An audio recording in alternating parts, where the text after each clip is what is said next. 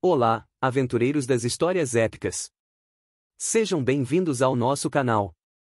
Hoje vamos mergulhar numa narrativa poderosa sobre resistência, vingança e justiça ancestral.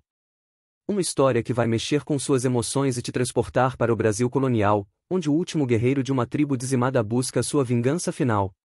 Se você é apaixonado por histórias épicas como esta, não se esqueça de se inscrever no canal e ativar o sininho das notificações para não perder nenhuma das nossas narrativas emocionantes. E deixe nos comentários qual tipo de história você gostaria de ouvir no próximo vídeo. Agora, prepare-se para conhecer Cunhã Bebe, o último dos Tupinambá, e sua jornada de 20 anos em busca de justiça. Vamos começar! A queda do povo Tupinambá. Nas profundezas da Mata Atlântica, onde as árvores centenárias tocavam os céus e os rios cantavam melodias ancestrais, vivia a tribo Tupinambá de Taparica. Por gerações incontáveis, seus guerreiros haviam protegido aquelas terras sagradas, cultivando mandioca nas clareiras, pescando nos igarapés cristalinos e orando os espíritos da floresta com rituais que ecoavam através dos séculos. Cunhã Bebe, o último herdeiro direto da linhagem real dos caciques, crescerá ouvindo as lendas de seus antepassados, aprendendo os segredos da mata e dominando a arte da guerra com arco, tacape e zagaia. O ano era 1567, e os ventos traziam presságios sombrios. Os portugueses, sedentos por ouro e terras, haviam estabelecido feitorias ao longo da costa, avançando cada vez mais para o interior. Seus navios chegavam carregados de soldados, missionários jesuítas e colonos ambiciosos, todos unidos pela mesma ganância que devastava tudo em seu caminho. As primeiras investidas foram sutis, comerciantes oferecendo espelhos, contas de vidro e ferramentas de ferro em troca de informações sobre as riquezas ocultas da floresta. Depois vieram os padres, pregando um deus estrangeiro e condenando os rituais sagrados como obra do demônio. Cunhã Bebe, aos 25 anos, era um guerreiro formidável. Sua estatura imponente e cicatrizes rituais inspiravam respeito entre os jovens e temor entre os inimigos.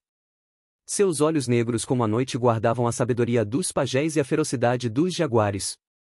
Quando os primeiros conflitos eclodiram, ele liderou a resistência com a bravura de seus ancestrais, organizando emboscadas nas trilhas estreitas da mata e defendendo cada palmo de terra sagrada com unhas e dentes. Suas flechas nunca erravam o alvo, e seu grito de guerra fazia os próprios fantasmas da floresta tremerem. Mas a tecnologia dos invasores era devastadora. Arcabuzes trovejavam morte instantânea, espadas de aço cortavam lanças de madeira como galhos secos, e cavalos, criaturas nunca antes vistas, pisoteavam guerreiros valentes como folhas ao vento. A cada batalha, mais sangue indígena regava a terra ancestral, e as lágrimas das mulheres se misturavam às águas dos rios.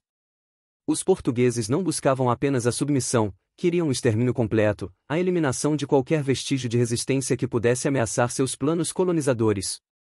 O próprio território da tribo foi repartido entre capitães e donatários como se fosse propriedade de gado. A batalha final aconteceu numa manhã de dezembro, quando o sol mal despontava entre as copas das árvores. 300 soldados portugueses, comandados pelo cruel capitão Rodrigo de Vasconcelos, cercaram a aldeia principal dos Tupinambá durante o sono. O ataque foi covarde e brutal, mulheres, crianças e idosos foram massacrados sem piedade, suas choças queimadas, seus pertences saqueados. Cunhã Bebe lutou como um leão ferido, derrubando 10 inimigos antes de uma bala de arcabuz atravessar seu ombro. Vendo seu povo sendo dizimado, conseguiu escapar pela mata densa, carregando consigo apenas seu arco, algumas flechas e um coração destroçado pela dor e alimentado pela sede de vingança que queimaria em sua alma pelos próximos 20 anos. O exílio na Floresta Proibida. Anos se passaram desde o massacre que extinguiu os Tupinambá da face da terra. Cunhã Bebe, agora com 45 anos, havia se transformado numa sombra fantasmagórica que assombrava as regiões mais profundas e inexploradas da Mata Atlântica. Seus cabelos, outrora negros como a noite, agora exibiam fios prateados que testemunhavam décadas de sofrimento e solidão. As cicatrizes em seu corpo não eram mais apenas as rituais de sua juventude, marcas de balas, cortes de espada e arranhões de animais selvagens cobriam sua pele morena como um mapa cruel de sua luta pela sobrevivência. Durante esses anos de exílio forçado, o último guerreiro Tupinambá havia se tornado algo entre homem e espírito da floresta. Dominava todos os segredos da mata que seus ancestrais lhe ensinaram, mas agora os utilizava não para proteger uma tribo próspera, mas para sobreviver sozinho num mundo que havia se tornado hostil à sua própria existência. Conhecia cada trilha animal, cada fonte de água limpa, cada planta medicinal e cada tipo de veneno que as árvores e cipós podiam oferecer. Seus sentidos haviam se aguçado ao extremo, Podia detectar a aproximação de homens brancos a quilômetros de distância pelo cheiro de suas roupas e o som pesado de suas botas. A floresta havia se tornado seu templo e sua fortaleza. Nas cavernas escondidas atrás de cachoeiras, ele guardava os últimos objetos sagrados de seu povo, colares de dentes de jaguar, plumas de araras, instrumentos rituais talhados em madeira nobre e as últimas sementes das plantas sagradas que seus pajés cultivavam. Ali, nas noites de lua cheia, realizava sozinho os rituais ancestrais, cantando em voz baixa as melodias que um dia ecoaram em centenas de vozes pela aldeia. Suas lágrimas caíam sobre os objetos sagrados como chuva sobre terra seca, regando memórias que se recusavam a morrer. Mas a solidão não havia amolecido seu coração guerreiro, pelo contrário, havia temperado sua fúria como ferro em brasa mergulhado em água fria. Durante todos esses anos, Cunha Mbebe havia observado secretamente os movimentos dos portugueses, mapeando suas rotas comerciais, estudando seus hábitos, identificando seus pontos fracos. Sabia onde ficavam as fazendas mais prósperas, quais navios transportavam as cargas mais valiosas, quem eram os homens responsáveis pelo massacre de seu povo e onde eles viviam. Sua memória era precisa como um mapa gravado em pedra, jamais esquecer um rosto, um nome, uma injustiça. Os comerciantes e viajantes que ousavam se embrenhar nas profundezas da mata começaram a relatar estranhas aparições, um índio fantasmagórico que surgia das sombras para depois desaparecer como fumaça, flechas que atravessavam corações sem que ninguém visse de onde vinham, pegadas que terminavam no nada como se seu dono houvesse se dissolvido no ar. Alguns falavam de um espírito vingativo, outros de um demônio da floresta, mas os mais velhos, aqueles que haviam participado dos primeiros conflitos, sussurravam com medo o nome que julgavam esquecido: Cunha Mbebe, o último dos Tupinambá, havia se tornado a própria personificação da vingança da mata contra aqueles que profanaram suas terras sagradas. Os sinais dos espíritos ancestrais. Foi numa noite de tempestade, quando os raios cortavam o céu como lanças de fogo dos deuses, que os espíritos ancestrais finalmente falaram a Cunha Mbebe. Ele estava em sua caverna secreta, protegido pelo rugido ensurdecedor da cachoeira, quando viu as aparições se materializarem na fumaça de suas ervas sagradas. Primeiro surgiu seu avô, o grande cacique Tibiriçá, com seu cocar de plumas douradas e olhos que brilhavam como estrelas. Depois vieram os guerreiros mortos no massacre, as mulheres e crianças sacrificadas, todos carregando as marcas brutais de suas mortes violentas, mas irradiando uma luz sobrenatural que iluminava as paredes rochosas da caverna. Meu filho, falou o espírito de Tibiriçá com uma voz que ecoava como o trovão distante, por 20 anos você carregou nossa dor em silêncio, manteve viva nossa memória quando o mundo nos esqueceu. Mas chegou o momento da grande vingança. Os deuses da mata nos enviaram sinais, uma praga misteriosa está devastando as plantações dos invasores, seus navios naufragam em mares calmos, suas mulheres parem crianças mortas. A própria terra está rejeitando sua presença. O velho cacique estendeu um braço translúcido apontando para o exterior da caverna, onde a tempestade continuava sua dança furiosa. Cunha Mbebe sentiu um arrepio percorrer sua espinha quando reconheceu entre os espíritos sua mãe, Potira, que havia sido morta defendendo as crianças da aldeia. Ela segurava nas mãos espectrais um arco feito de madeira luminosa, diferente de qualquer arma que ele já havia visto. Este é o arco dos ventos eternos, disse ela com ternura maternal misturada à ferocidade guerreira. Forjado pelos próprios deuses da floresta com madeira da árvore mãe que cresce no coração da mata. Suas flechas nunca erram o alvo e carregam consigo toda a fúria dos espíritos vingadores. Mas lembre-se, meu filho, cada vida que você tirar deve ser justificada pelo sangue derramado de nosso povo.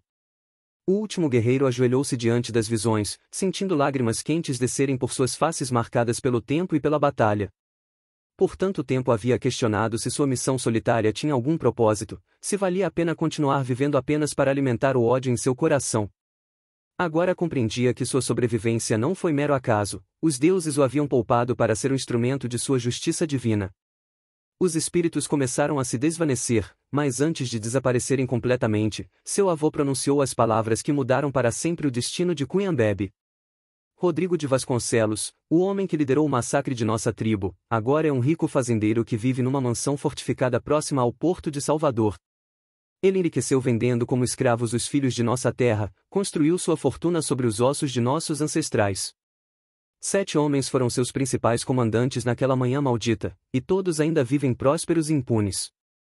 Encontre-os, meu neto. Faça-os pagar pelo sangue derramado. Mas lembre-se, a verdadeira vingança não é apenas matar, é fazer com que compreendam o peso de seus crimes antes de partirem para o julgamento dos espíritos.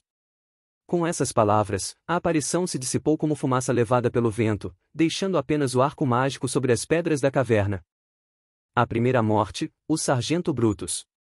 O primeiro alvo de Cunhambebe foi Antônio Brutus, um sargento português conhecido por sua crueldade extrema durante os massacres indígenas. Agora com 50 anos, havia se estabelecido como comerciante de escravos numa cidade costeira, enriquecendo através do tráfico de africanos e índios capturados. Sua casa ficava numa colina próxima ao mar, cercada por jardins cultivados por mãos escravizadas e guardada por mercenários armados.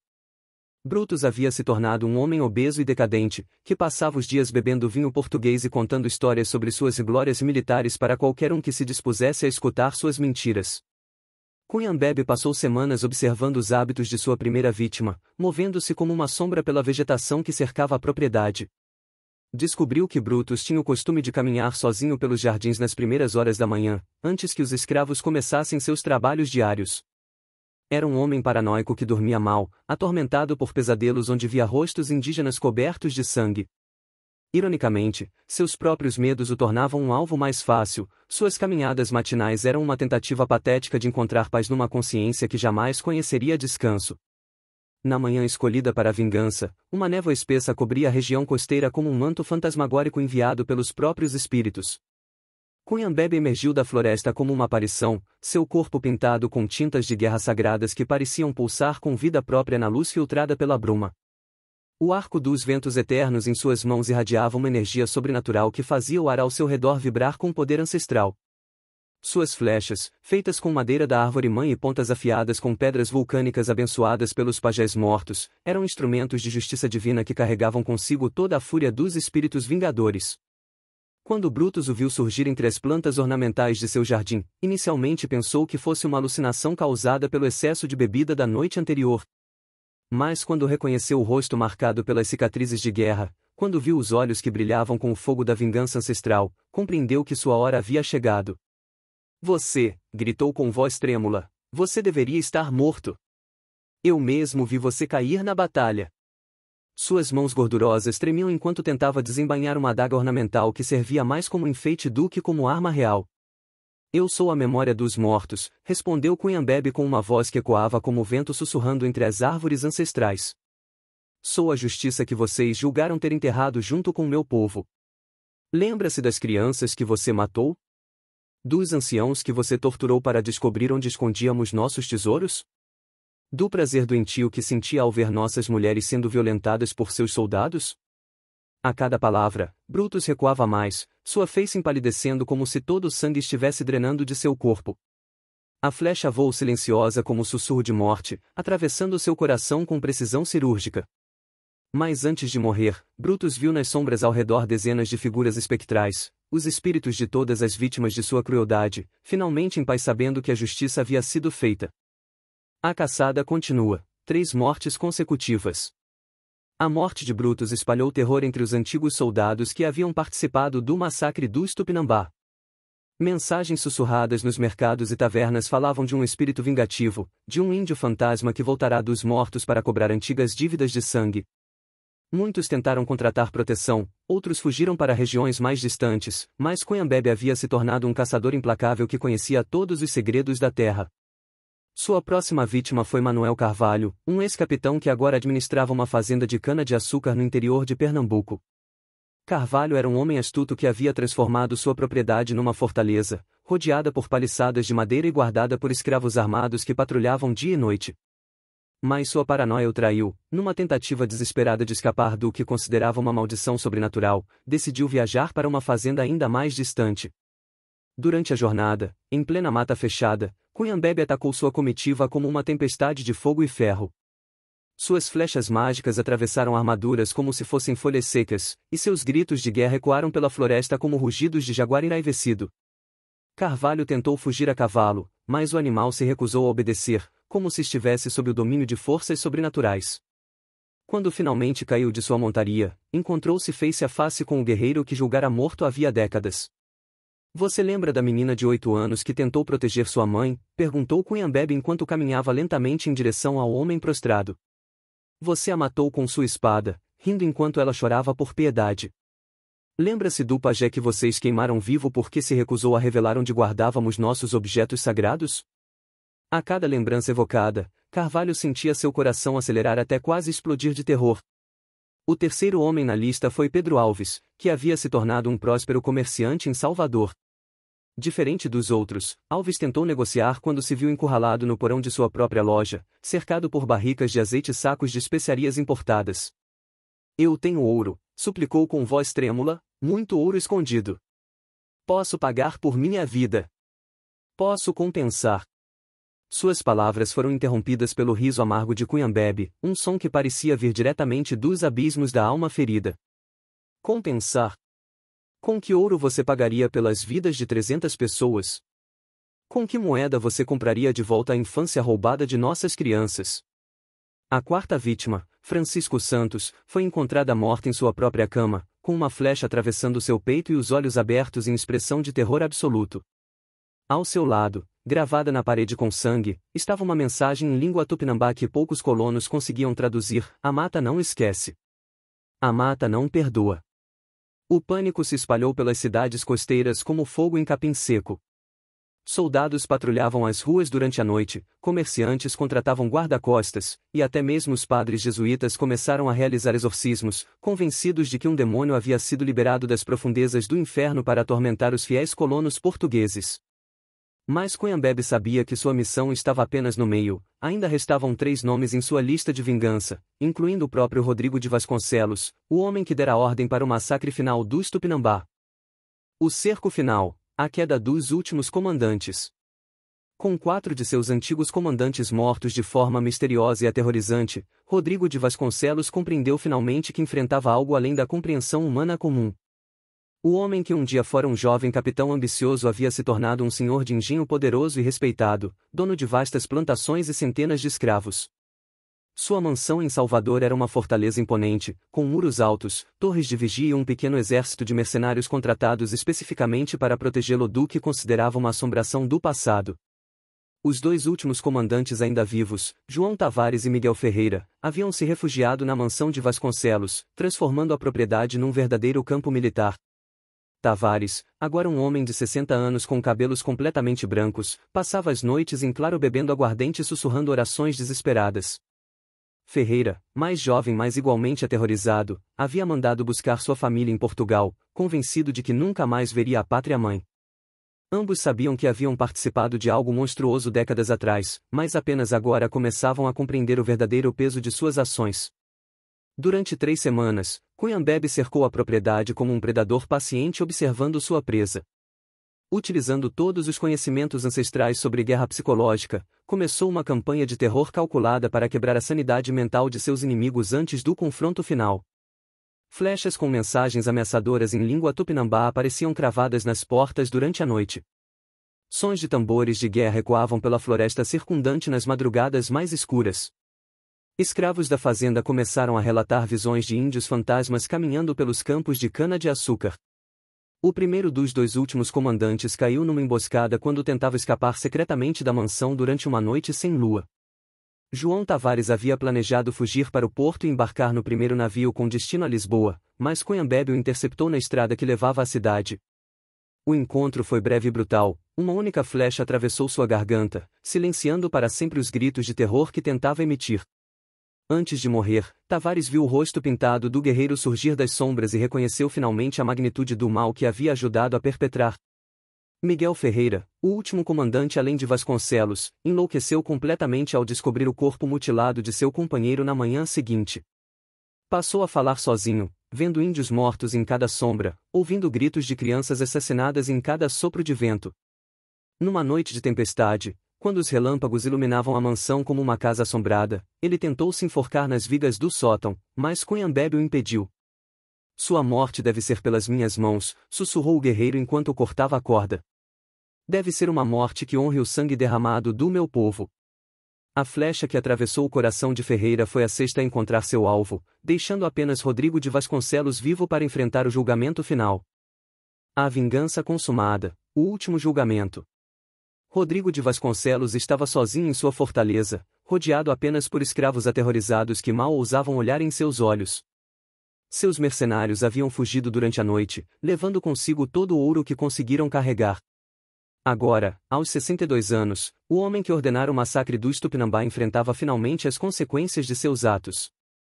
Suas mãos tremiam constantemente, sua voz havia se tornado um sussurro rouco, e seus olhos exibiam o brilho febril da loucura iminente. Durante décadas havia tentado esquecer aquela manhã de dezembro, convencendo-se de que havia sido uma necessidade militar, uma ação justificada pela civilização e pelo progresso.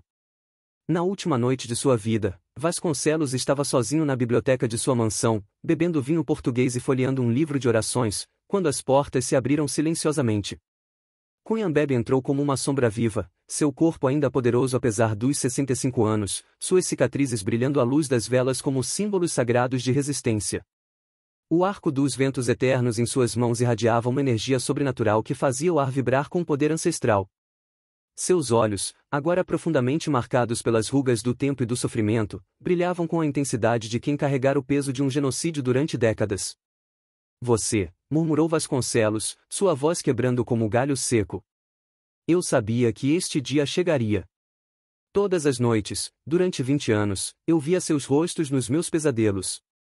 As crianças, as mulheres, os anciãos, e todos me acusando com olhos que nunca se fechavam. Suas mãos gordurosas tentaram alcançar uma pistola sobre a mesa, mas Cunhambebe foi mais rápido, chutando a arma para longe com um movimento felino. Agora você compreende, disse o guerreiro com voz que ecoava como trovão distante. Agora sente o peso do que fez. Mas seu arrependimento tardio não apaga o sangue derramado, não ressuscita os mortos, não desfaz a dor que carrego. O último confronto durou a noite inteira. Cunhambebe não matou Vasconcelos imediatamente, ao invés disso, forçou a reviver cada momento do massacre, a recordar cada rosto das vítimas, a compreender a magnitude de sua crueldade. Contou-lhe sobre os anos de solidão na floresta, sobre as noites em que chorava sozinho lembrando dos risos das crianças que nunca mais ouviria, sobre como havia sido forçado a enterrar sua própria humanidade para se tornar um instrumento de vingança. Você matou mais do que corpos, disse Cunhambebe, sua voz carregada de uma tristeza profunda como o oceano. Matou uma cultura, uma língua, conhecimentos que levaram séculos para florescer e que agora se perderam para sempre. Quando o sol nasceu, tingindo o céu de vermelho como sangue derramado, Cunhambebe finalmente disparou sua última flecha. Rodrigo de Vasconcelos morreu com os olhos abertos, fitando o rosto do homem que representava a justiça de um povo inteiro. Mas algo estranho aconteceu naquele momento, quando a vida escapou do corpo de seu último inimigo, Cunhambebe sentiu um vazio imenso tomar conta de seu peito. A vingança estava completa, mas junto com ela morreu também sua razão de viver. Havia se tornado tão consumido pela sede de justiça que esquecera como viver para outra coisa. Caminhando para fora da mansão, contemplou o amanhecer e compreendeu que sua missão terrena havia terminado.